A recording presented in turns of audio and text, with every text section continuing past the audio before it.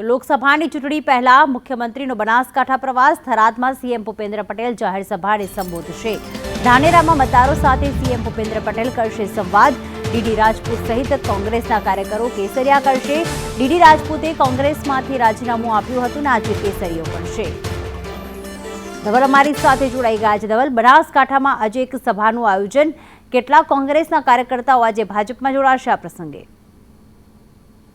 પ્રીતિ, ચોક્કસથી વાત કરવામાં આવે તો બનાસકાંઠામાં લોકસભાની ચૂંટણીનો જંગ જામ્યો છે. બંને મહિલા ઉમેદવારો મેદાને છે, ત્યારે ભાજપ દ્વારા એક બાદ એક જે ભાજપના દિગ્ગજ નેતાઓ છે તેમની સભાઓ છે તે બનાસકાંઠામાં ગોઠવાઈ રહી છે. આજે રાજ્યના મુખ્યપ્રધાન ભૂપેન્દ્ર પટેલ બનાસકાંઠામાં છે. બનાસકાંઠાના થરાદ ખાતે ભાજપની એક જંગી જાહેર સભાને સીએમ છે તે સંબોધવાના છે. મહત્વની વાત છે કે આ સભા દરમિયાન કોંગ્રેસના દિગ્ગજ નેતા કહેવાતા ડીડી રાજપૂત કે જેમને થોડા દિવસો અગાઉ કોંગ્રેસમાંથી રાજીનામું આપ્યા બાદ તેઓ આજે ભાજપના કેસરિયા કરવાના છે. મહત્વની વાત છે કે માત્ર ડીડી રાજપૂત જ નહીં, પરંતુ ડીડી રાજપૂત સહિત અનેક કોંગ્રેસના જે આગેવાનો સહિત ડીડી રાજપૂતના સમર્થકો છે તે મોટી સંખ્યામાં ભાજપના કેસરિયા કરવાના છે. તો તે બાદ સીએમ છે તે થરાદ ખાતેથી સભા પૂર્ણ કર્યા બાદ ધાનેરા ખાતે પહોંચશે અને ધાનેરા ખાતે મતદારો સાથે સંવાદ પણ કરવાના છે. ત્યારે કહી શકાય કે જે પ્રકારે લોકસભાની ચૂંટણીનો જંગ જામ્યો છે ને તેમાં ભાજપના એક બાદ એક મહાસંમેલનો છે તે યોજાઈ રહ્યા છે.